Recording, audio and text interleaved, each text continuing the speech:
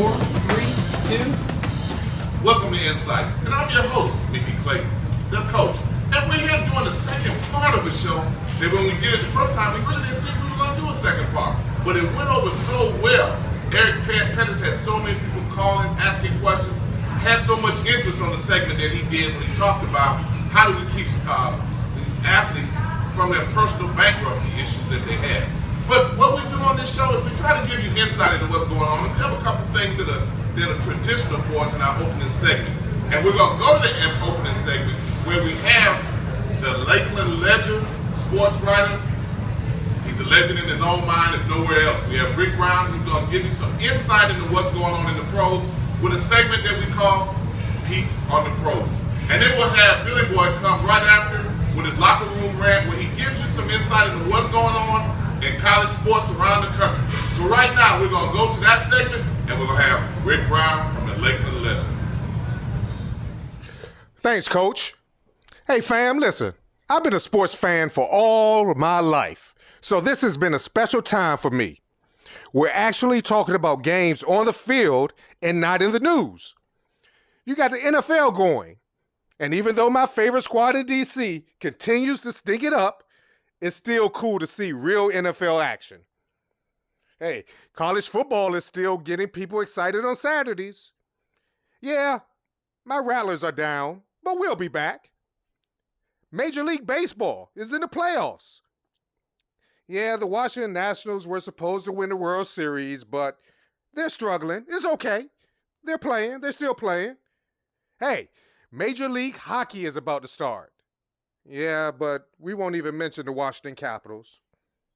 Hey, a good thing NBA teams are now in training camp, and the Lakers are, well, the Los Angeles Lakers are, well, the Lakers at least got Kobe. You know what, Coach? Maybe this isn't such a special time for me after all. Oh, well. That's it for me, folks. Follow me on Twitter at RickBrown91. For insights, this is Rick Brown. Maybe I'll get some new teams next time. Hey, maybe you need to get you some new teams. Boy, woo, I tell you something about them college athletics. They say that there's more emotion in the college game, and we should have known this is going to be a wacky weekend in college football. Because when you start off with the number 2 ranked team, Oregon, losing, then that should have prepped you up that it was going to be some kind of weekend. Because it was full of upsets everywhere. I mean, you had Alabama going down to Mississippi. At the end of the game, they won that thing. Mississippi won that game. And they beat the number 3 ranked team. Then you had Notre Dame. Now, they held off Stanford, but it went down to the wire with that one, too. Then you had number 4, Oklahoma, losing to TCU. Oklahoma had a chance to win in the end, but they threw one of them Hail Mary passes. It ain't work. And they went down and they lost. Then you had Kentucky upsetting South Carolina. Boy, they were jumping all around there like they had really did something. No, Kentucky more known for basketball. They really don't win that much in basketball. I got to talk fast because it's a whole lot to cover, and I'm trying to get it in so that everybody can hear what I got to say to y'all. If I get a little tongue-tied, y'all just forgive me. Then the big game they had was 16 ranked Southern California playing Arizona. That thing went back and forth and back and forth and back and forth and then back and forth again. Boy, they came back to that. The second string quarterback from Arizona led them back. He threw one of them Hail Mary passes with about 7 seconds left, 45 yards. There were 3 wide receivers down there, 5 cornerbacks. That wide receiver cut in front of the cornerback right when he was getting ready to intercept it or knock it down to end the game. You had to see the replay. He jumped in front of him, caught the pass, kept on going, stepped in, won the doggone game. The cornerback would look around trying to figure out what happened because he ain't catch the ball. And they was running around acting crazy. Second string quarterback was sprinting down the field, trying to catch up with the guy who had caught the pass. Dove on the field, just laid on the ground with his face mask straight in the grass, just like he was trying to eat some of the turf. He was just overcome with elation. Everybody jumping on top of him. Boy, you had to get chill bumps watching some of them games this weekend, because it was really something to see. And it was just a whole bunch of them. That you can't just watch the game in your region, in your area. You just got to turn on the television set and watch pertinent anything that went on this last weekend. It's pretty good.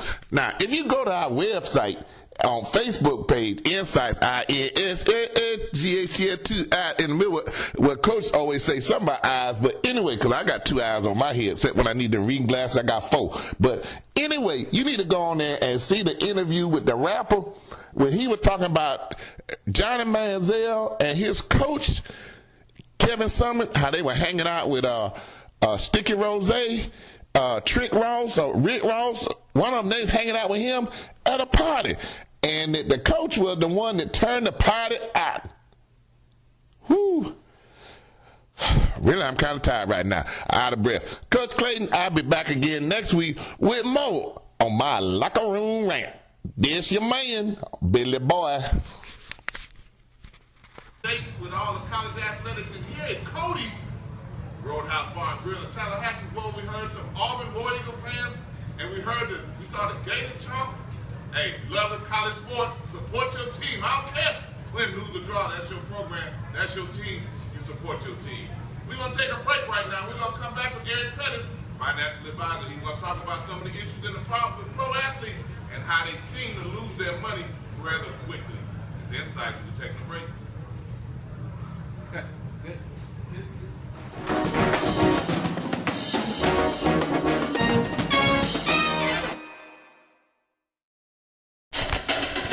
Casinos by Events. It's a place for all your formal wear and for your nice suits.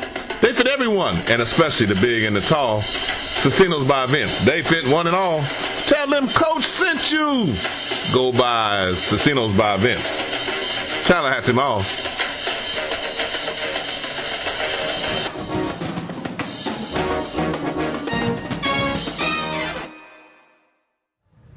7 minutes in 5, 4, 3, 2. President and founder of the Pettis & Dawkins Financial Group, we have with us Eric Pettis. He's a repeat performer from us for last week. It went over so well, we had to ask him to kind of alter his schedule a little bit to try to do an interview 2 weeks in a row. Eric, welcome to the show again. Thank you. One of the things that we want to do is we had such tremendous response, Eric, to your show that we had a number of questions some of our listeners called in, and we want to ask you, one of the questions is that, what happens to an athlete when the agents have given him the money and he doesn't make it on the team that he's trying to make? What happens when they advance him money for purchases, homes, cars, whatever? What happens then when he doesn't make the team? They owe that money back. Typically, they give up the house, they give up the car, and you got to figure out a way to pay that money. Okay. Another question. It says, how do you restructure money once an athlete starts having an excessive number of children? Well, what can you do to help him out when he's having an active social life? Well, one of the things that I recommend that athletes do is that they set up an account immediately for that child. Let's say they take $500,000 and they put that money into an account, have that money invested on behalf of the child, you make 5% interest on that, you got $25,000 a year to go to the care of that child, and you now are able to show the court that you've done something. And it's up to the lawyers at that point to show that this person's income may be $5 million for this year, but their career is only a certain amount of time. And that time is really not known at the time that we set up those accounts. But what usually happens is players don't do any of that. They wait for the lawyers to go and start to negotiate the settlements, and some of these settlements that they end up with for child support are orders that are not ever going to be able to last until that child is 18. Well, I wish you could see the women in the audience that are shaking their head, understanding the significance of what that response was. We have another question. One of them asked, we had somebody on Facebook say, once an athlete finds out that he's lost his money or that an agent is taking or skimming off the top, what can they do at that point once that money's been stolen or they think it's been stolen from them? Well, typically that's one of the things that I do in my business is I track those dollars and see what's going on, what's happened to those dollars, and invariably it's not that difficult to figure out that they've been stolen from. Where I have the difficulty is even people have asked me to look, getting them to believe that I see that the money's gone. So typically they'll go back and talk to the person will tell them the story, and they'll come back to me and say, you know what, I trust him, I don't want you to look anymore. Wow. So you actually find in some cases that money has been skimmed off the top and taken from athletes. You show them the information that you find, but they'll end up not believing you even though the information is in their face. Oh yeah, definitely, because they go by what that person has told them. I've shown people that you got a $15 million life insurance policy, you only put $400,000 into the policy. If you paid $1.1 million into that policy, you would have never had to pay again, and your family would have $15 million of death benefit whenever you die. And when they look at the policy and they've only put $400,000 in it, and I tell them you only got about $20,000 left because you didn't pay the rest of the premium, that policy's going to lapse. And they've come back and said, oh, they told me that it was fine. Wow. And several months later, the policy ends up lapsing. Wow. Now, I had another question, and they asked, does the mismanagement of money with the pro athletes, does it cross racial lines a lot? And even though there's a high number of percentage in certain sports of black athletes opposed to majority athletes, what is is it something that affects both racial groups? In my experience, it's very heavily weighted towards the African American athletes that are coming up with, losing most of their money.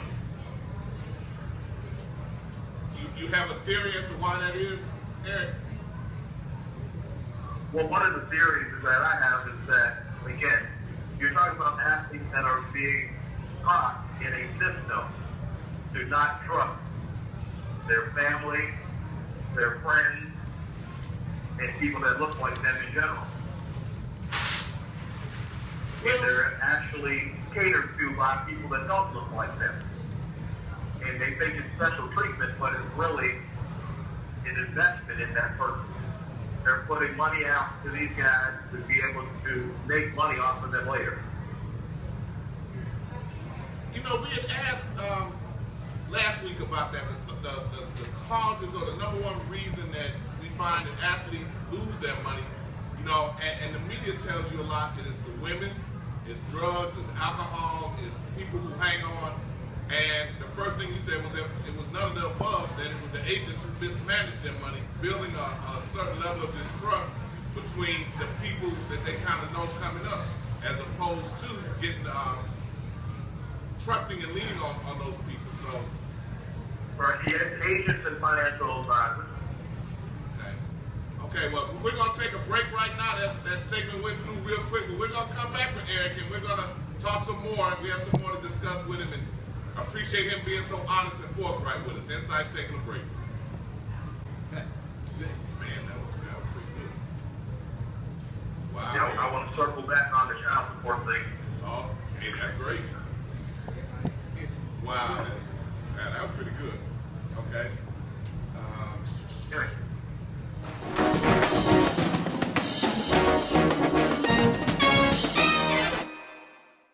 Moss, one of Carroll City finest, and wide receiver of the Washington Redskins. Tune in to Insight. Talk that talk.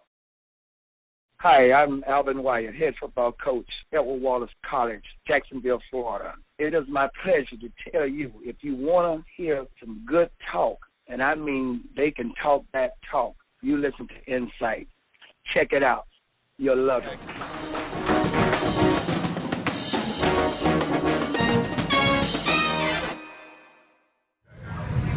Okay. I'm gonna go back to child support, then I'm gonna bring that back with Terrell. All right. Then mine is 5, 4, 3, 2. And it's insights, and we're back. And one of the things that we talked about off air with Eric and our producer, Jeff Walker, never on time, Jeff Walker, we're gonna ask him about, go circle back a little bit and talk some more about the issues with child support and how, you know, I'm gonna just let you tell us some more about that, please, Eric. Okay, yeah, this is kind of, you know, for those women that are out there glaring at it. When you have a child, and that child is placed in private school for $20,000 a year, you're getting $4,000 or $5,000 a month child support. You get a house to live in, mortgage paid, all the bills paid on the house, a car every 3 to 5 years for $50,000. Insurance on the car paid. When I go back and look at these kinds of cases, when this player is done playing, there's no money left to sustain that lifestyle. They're not able to pay those child support payments in private school and all these different things.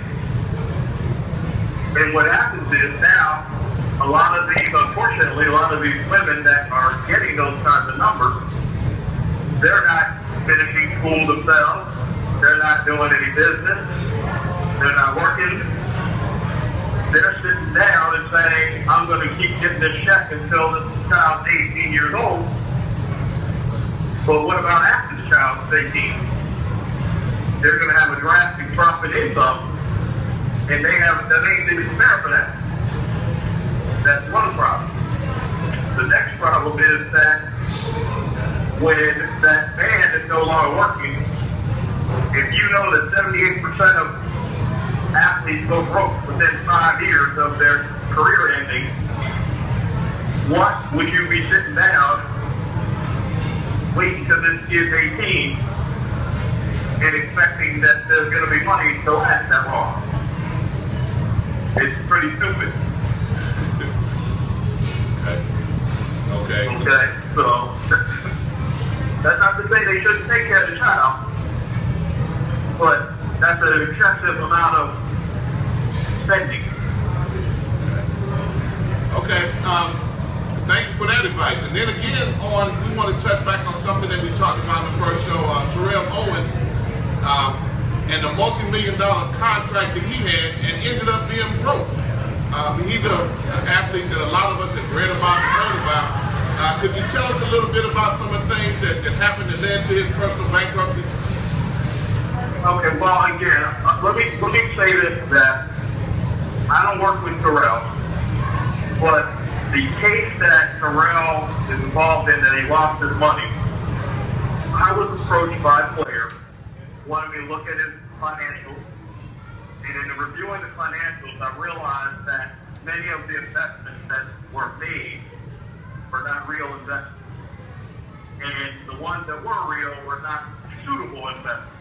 They were very speculative, and it's almost as if some folks sat around the table one day and said, how many things do we create to separate the money from these guys? And one player referred another player, until eventually they had 60 or so players who had invested millions of dollars into various investments. Okay? Now, one of the things that happened in that case with this casino is that the financial advisor was getting a kickback from the developer to get these players to invest in the casino.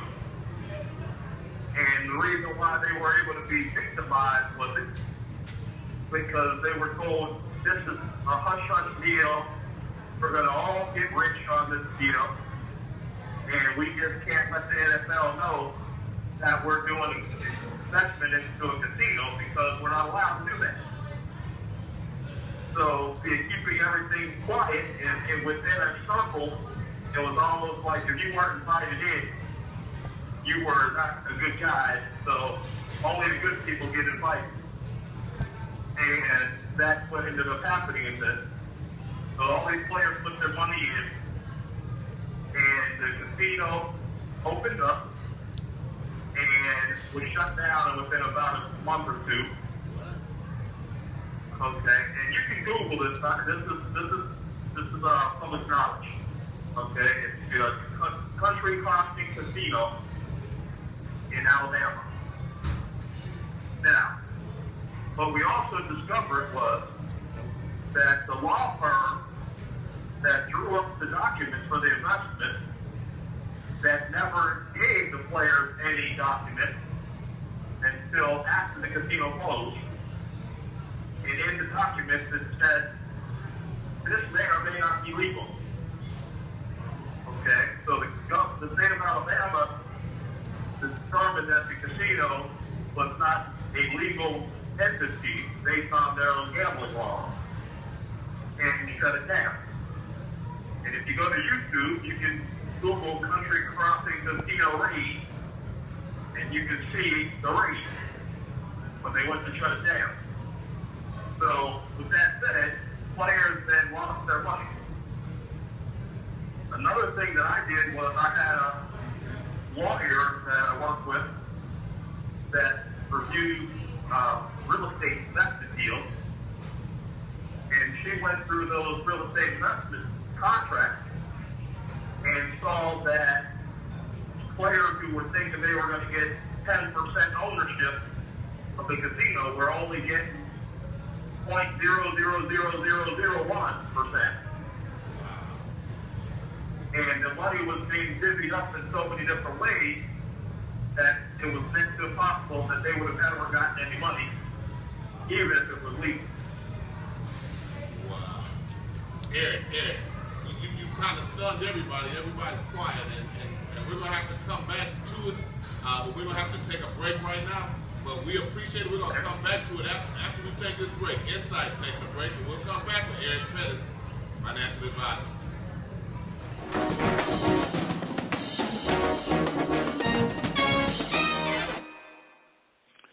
Hey there, this is Gilda Cobb Hunter, Orangeburg, South Carolina, and I listen to Insight. I encourage you to lock it in and listen every Friday evening. Check out Mickey Clayton on Insights.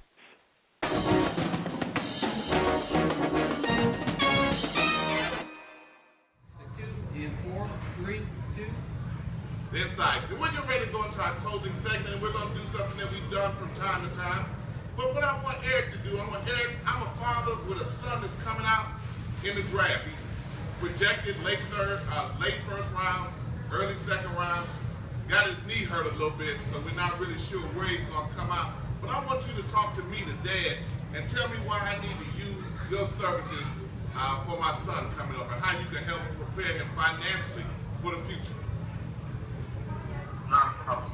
Well, the first thing that I'd say is that with my firm, Edison Dawkins Financial Group, we're very keen with the understanding that we do not want our clients broke. That is not a good look for us as a company, and I'd rather give up the money that I can take from the player and let them work with somebody else than watch them move broke. So if I had that kid coming out, the first thing that I would do is I would try to get them a Lloyd's of London draft protection policy in case that knee gets further hurt, either during combine or workouts or what have you. Okay, that's the first thing. And I always tell people, if you're going to get money from an agent or something, get money from the agent to cover that policy. Okay? Forget about your car, forget about the house, forget about all that stuff. Get this disability draft protection policy to cover that physical body. The next thing I would do is I would sit down with that kid and figure out how much money they really are going to need to live through their first season. But Eric, tell me now, I got my son has been waiting for this day to be able to come and get drafted. It's gonna be a real hard sell for me to tell him not to buy a house, not to buy a car, to save his money. How am I gonna convince him not to do this? When all his other friends who are playing and come up with, all of them are buying cars and buying homes for their parents. Some of them even taking money now before the season's over. But I wouldn't let him do that. How can I keep him from making that mistake? How can I convince him of that? Well, I would say bring him to South Florida, put him in a car with me. I can drive to downtown Miami and show him the NFL player that's homeless. I can drive him down and show him the one that works at the toll plaza. And I can show him the one that's working at the public warehouse. And show him that those people were in the same position that you were. I can show him the ones that are in jail and show them why they ended up where they are. Because they lived a life of excess and they allowed people to lead them to believe that they were never going to go broke. And they overspent, they were swindled, they were lied to, cheated, stolen from. And I would tell them that you need to understand that you are no different than they are unless you choose to be. Well, Ed, you got some key points, and I guess that's why I've been so involved with my son, because I know a lot of times people have tried to take advantage, even in the recruitment process, not to listen to me as his dad, to listen to them, to trust them, and I always thought that was part of the reason, was that they almost had a goal of turning them away from their family and friends so that they could manipulate them and handle them. That's true. That's exactly what the plan is. And many of these folks fall into that, and they trust them to send them when they're buying the car, when they're buying the house. I found the car dealerships getting kickbacks on the sale of the car. I found the developer that builds the house getting kickbacks. I've seen the banker. All of those folks that are getting kickbacks on this person's money. They're overpaying for most of the things. The bankers get a kickback on it too? Oh yeah. You think a bank is gonna loan you money to buy a house before you even got a contract or made any money? Without expecting to get something back? Wow. There's a loan officer that's involved in that. Wow, Eric. We appreciate you. I think if I had a son that was playing professional sports, I had all girls, but if I get a grandson like that, you'd have to come talk to him, man. Oh yeah, definitely. But it's insights. We appreciate you, Eric, being with us twice, back to back, and I think that you've enlightened our listening audience to a lot, and we're trying to make sure that not only athletes, but parents of athletes, friends of athletes, get an insight into what goes on in college athletics as they turn into pros and how they really do lose their money. And we appreciate you. And we will be back next week. It's Insights. The mic is off. Wow. Yeah.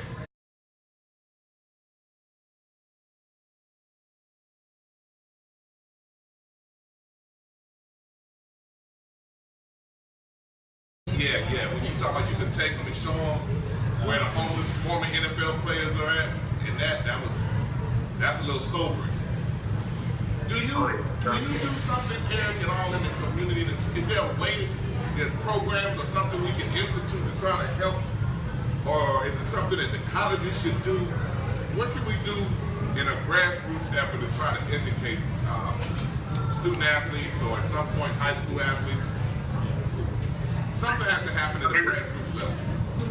Yeah, I mean, the reality is that these kids need to be reached, and the parents need to be probably, I would say, even before high school. Because, I mean, the reality is that they're just not getting the information. They're getting the sending information, but they're not getting the saving. Hi, Cindy. You enjoying the show? Thank you. We appreciate you. You learning how to use the camera back there? Yeah, so you never know how it's done. I know everything. I am the great And powerful odds. A lot of times with football, I tend to tell guys to take their signing bonus money and put that money away. Because typically in football, the signing bonus is going to be more than what their regular salary is going to be. Right.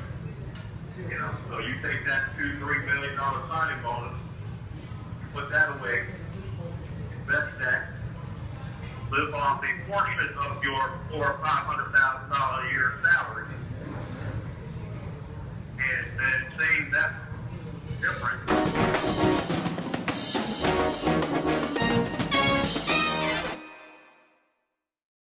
Stay up to date with the latest from Insights. Visit our website at insights.com. 2 I's in the middle, INSIIGHTS.com.